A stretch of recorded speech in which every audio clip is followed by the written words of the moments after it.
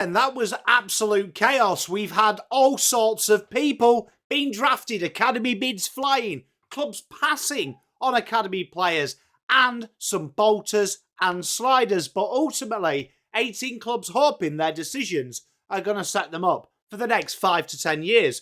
We're going to go through each club's selection, who we think is going to get better, which of these kids are ready for round one.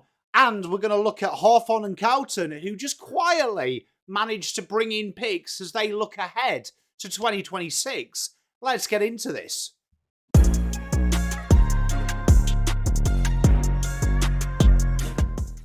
G'day everyone, welcome back to the channel. I am Pommy and Oz, and the 2025 AFL trade and draft period is in the books. So today we're going into a proper deep dive. We're not going to do them grades and stuff like that because I feel like that's just all objective. But what we're going to do is look at what it means for next season and beyond. We're going to go alphabetically, club by club, who's come in, who's gone out, which draftees are a genuine chance to debut in 2026, and which clubs have been playing the long game strategy. This is going to be interesting. Stick around to the end and I'll also tell you which team I reckon won the off-season, which list moves make some sense, and which are a bit of a wait and see. So without any more further ado, if you could do me a solid, hit that like, hit that subscribe button, become a member of the channel, join the Poppy and Oz community. I can't wait to get into it. We've got loads of stuff coming this off-season that will keep you entertained and give you your footy fix. So let's kick it off. Adelaide Football Club. Adelaide have basically gone into this off-season and said, look, you know what? Tex ain't going to last forever. We better get some tours through the door. And they did. They brought in Mitch Marsh and Archie Ludowick. Two left-footers, two key forwards, both with genuine weapons and a bit of point of difference. Marsh, big tank. He's one that really was a standout last year in his draft class. Goal-kicking machine. Works really hard up the ground. And Ludowick was someone that was seen by many as a top 20. 197, huge leap, creates separation, and he's coming off a PCL injury, so we won't see him, but this is a really good project for 2027. They haven't really topped up that midfield ahead of what should be a really microscope year where they're going to be in contention, but they did manage to add Callum Archie. He will definitely play at half forward, working his way up the wing. They got him for free from Brisbane in the pre-season draft. That's a really nice little smart signing. I'm really intrigued to see what Adelaide do in 2026. Brisbane, the reigning premiers, and they've done it again. They've come out of this period a lot stronger than they were.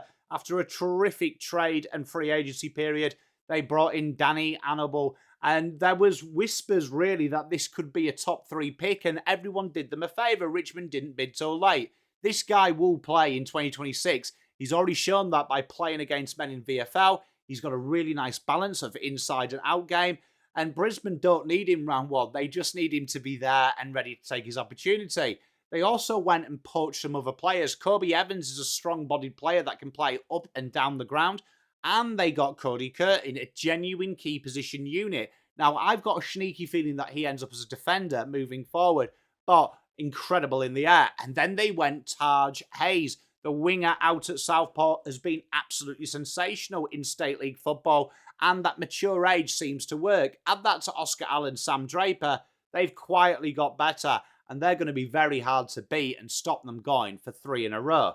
My team, Carlton, it's all about rejuvenating the list, and while they've quietly cooked a monster draft hand next year, they managed to negate the early bid on Harry Dean, and he walks into Carlton's backline. They've lost Silvani, Harry O'Farrell is injured.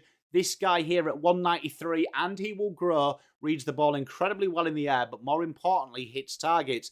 This trio, Harry O'Farrell, Wheaterin, and Dean, will be there for the next decade. I'll be stunned if he's not in round one. Taylor Byrne was the after the drafted down, the stocky country boy midfielder, strong through the hips, very good in congestion, can take a huge mark as well. Carlton literally needs some point of difference in that forward line, and Taylor Byrne could be a really good option. And Jack Eisen is the unicorn of this draft. Real cheeky type player. His left foot is a delight. Good user, awkward size. He will feature towards the end. Carlton were very clever as well. Based on pre-season calculations, they've managed to walk out of this draft with potentially 7, 14, 22 and 33. with more picks to come later. With Cody Walker looming as a huge 2026 option, Carlton have made sure that they have got him in and potentially will have an early second round position next year in a draft that looks like it's got some quality toes. Collingwood, classic Collingwood, right? They only use their picks if you're able to play, and they loaded up on ready players. Tyan Printable was one of them, and it reminds me of when Josh Dunkley didn't get bid matched by Sydney. Tyan Printable is a really reliable player, works up and down the ground really well. Angus Anderson was the Sandford best on, 22, and he's got that frame to play now. And Zach McCarthy was one of my favourites in this draft class, a long-term key position prospect who could play in the ruck. When he's in this type of system, he is only going to grow. And then Jay Saxena, another long-term player who came on the rookie list. He will be there or thereabouts. My favourite, though, is Sam Swadlin. Everything that we love about Sam coming, he is that type of player. Very underrated, and the type of player that has all the points of difference, and Collingwood will teach him the AFL tools. Essendon, they went into big, powerful, hybrid-type players, and this is super exciting. Sully Rovey slid, and that was probably the shock. Everyone had him going to Richmond. Jacob Farrow, a supreme ball user. Will Day 2.0, and Dyson Sharp. This guy is good. Roby is the explosive, powerful unit. That is going to get Tullamarine rocking. Sharp, though, has already shown he handles senior football, and his ability to roll the chains and win the tight ball is only going to make them a better side moving forward. Jacob Farrow's left foot is a weapon, though. He will be used from day one, and his ability to go into the midfield. Max Gondagianis as well, the aggressive interceptor, is really nice. A modern-day replacement for an ageing Mason Redsman. And Hussein El Akar, the goal-kicking small forward, has already shown he can do that from minimum in output in the VFL. Given they've got some experienced players and a really nice, good balance, I expect these young players to play quite early. They will play some minutes in 2026, and I really like what Essendon did. It's a really nice spread, and they're set up for the future. Fremantle's draft day tells you exactly what you need, right? It's scoring variety. They have got such a good list, and Adam Swade wasn't matched by Essendon. He's that modern forward that can push up around stoppages. Learning off Shea Bolton could be really exciting. It's a handy weapon. But the one I really like was Tobin Murray. We talked about him a lot as the State League players to watch out for. He can link up with a midfield. With no Walters, with Fife retiring, this is the type of player that can really give them the POD and I think replace Lachlan Schultz, who has been kind of a miss in that freer line. I loved Leon Kickett, though. The excitement forward, he's going to get them going, and they still managed to find Toby Wan and Ryder Luke onto the rookie spot. They have got really, really good, solid options here, but watch out for Swade. I think he'll play early, and Tobin Murray. Look out for them. As usual, Geelong are happy to play the waiting game, and they played the long game with Harley Barker. What a selection for this. This guy will be top 10 in the redraft when we do this in 10 years. They have to lean on him for a year. He's done the ACL, but his run, his drive, and his ball use and penetration, bang, super exciting for Geelong. They also went Hunter Holmes, the younger brother of Max. Very similar, athletic, good tank, speed, plays wing. I don't think he'll play round one, but watch out in their VFL. They're very good at just making you into an AFL weapon by playing a bit of VFL and State League time. This is really intriguing. We've all seen this movie before. We know that these players will be very good. Geelong are a juggernaut when it comes to developing. Gold Coast, this is basically draft mode, franchise mode, set on easy for Gold Coast. They lost quite a few players in the off-season. Ainsworth, Flanders, Florini, Budalik, Rosas, Swallow. But then, bang, Christian Petrarca, Jamara Ugelhagen. Then they've got Zeke, Uwland at number 2. Dylan Patterson, my pick, this massive live wire. Uwland is tailor-made to start life at halfback, working the wing. He's got an incredible engine, but his kicking is a delight. Patterson breaks lines. He's dash. He's hard to beat. He is super strong. He's so versatile. I'm looking forward to it. Then they got Jai Murray. I'm so glad Jai Murray was bid in the top 20. This guy is so well-rounded, has real high upside. And Bo Adensol came in. But what really excited me is my Tasmanian brother, Avery Thomas. Competitive, rebounding, a monster on the intercept. They also rounded it out with Cody Coulson. They've managed to get star power and quality depth in without really moving too much. Next year's draft hand looks a bit of a pickle, but they're going to be deeply relevant when we come into September. GWS do what GWS do. They look for that run, they look for that dash. They've definitely got a type. And Oscar Taylor is really an obvious one. Very quick, good use, slices teams open, and he could be that point of difference down there. There is some really exciting halfback options from there. They've got so many young players in there.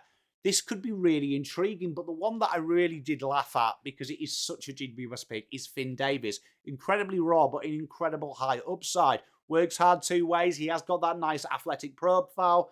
But I will say, I do think Harry Oliver and Oscar Taylor are going to be fighting for round one spots. With the injury to with the injury to Josh Kelly, you expect Lockie Whitfield to play a little bit more wing, and in that midfield circuit, opening up a halfback's flank shot. Oliver and Taylor could be really, really strong, and I think Oscar Taylor might surprise a few people. Hawthorn, they're playing 4D chest. While everyone else is going about their business, they managed to convert a lot of picks into the future. They took round one bolter Cam Nairn and Aidan Sherbert. They really enjoyed this. Nairn, that running wing that can play on the half-forward line and kicks goals and scores, is a real Hawthorn pick. Sherbert might be the supplies, but elite hands for someone his size, very good in the air, and with Mitch Lewis constantly being injured, this could be a good option. Jack Dalton came in with Ollie Greaves on the rookie list, and that's really interesting. We know James Worpel. Jack Dalton is probably 2.0 him, and Ollie Greaves has that NGA link, which was taken off them, but the type of player that Hawthorn could definitely improve.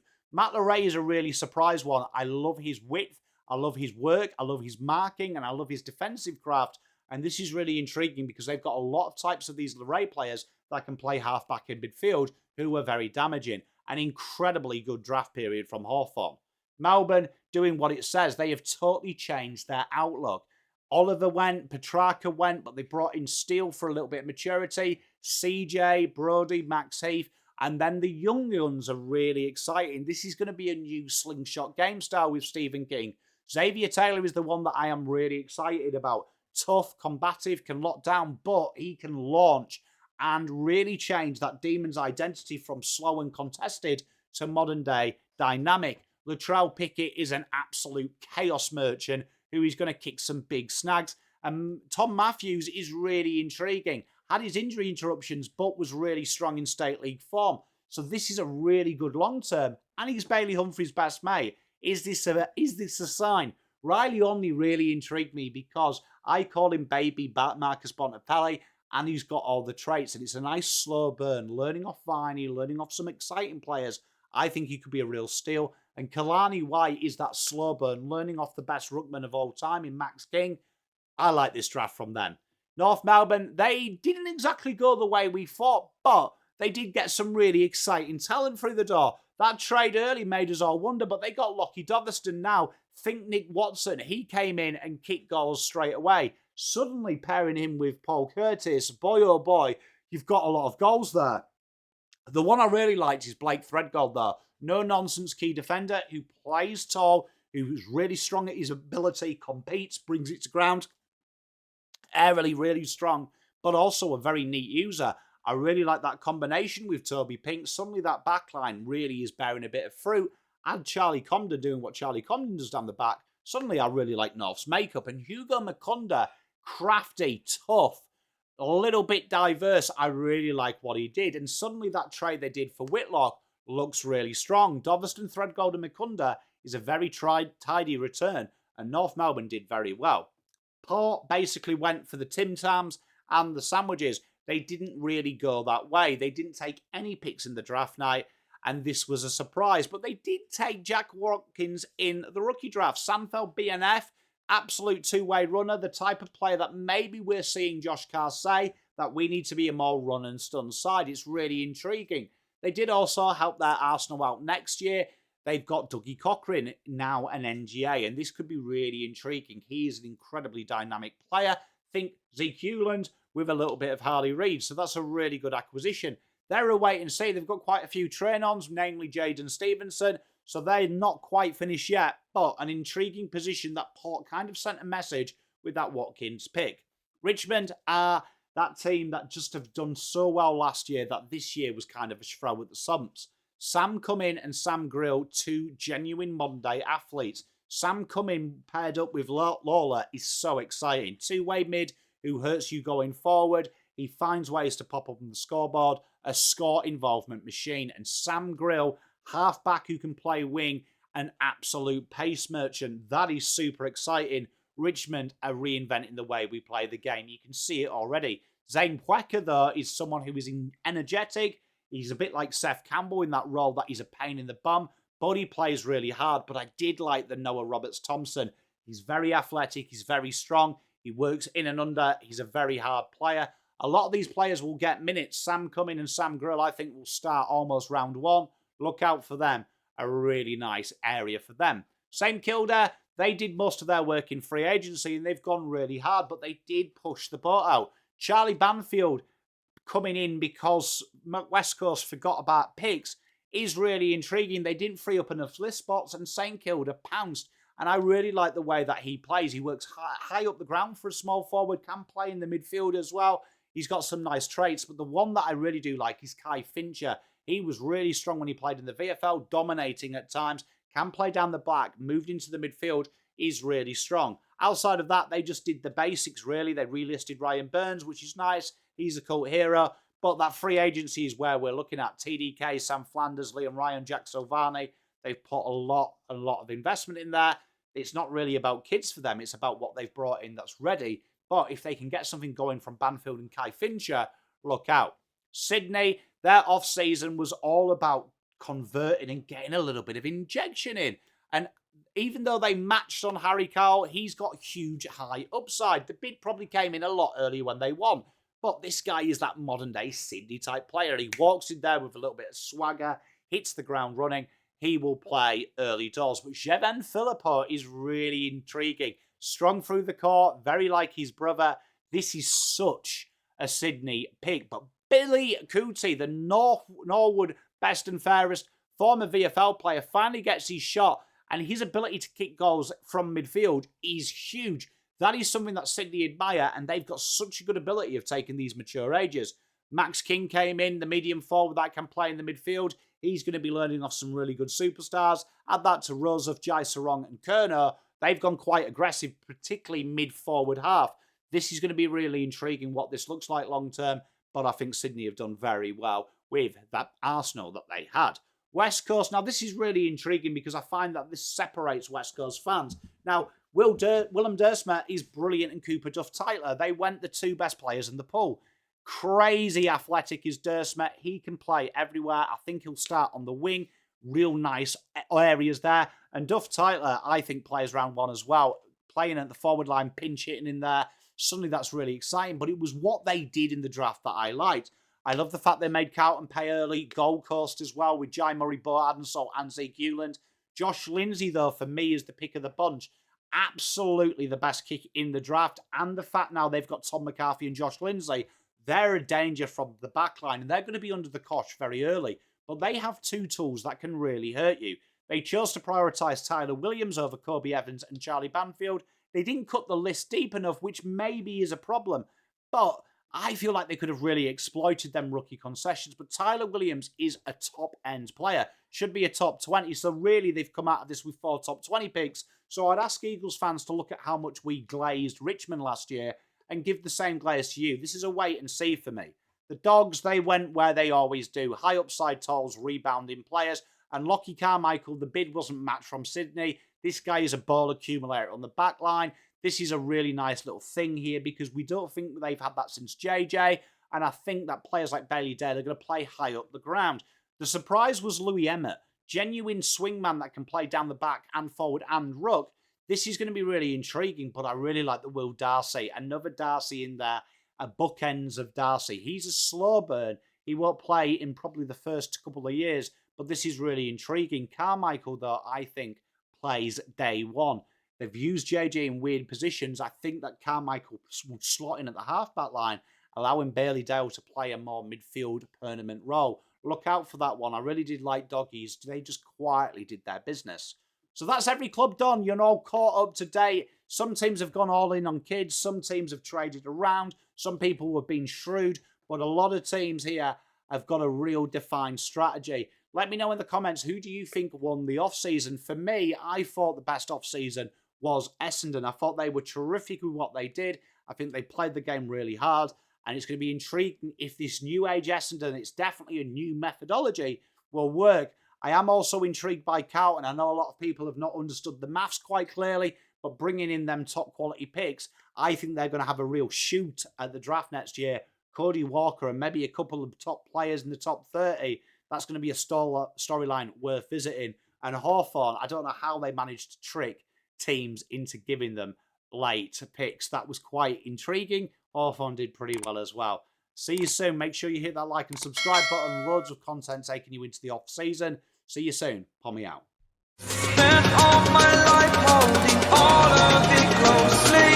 I played it innocent, a feel of discontent. I'm finally facing it all, fearless.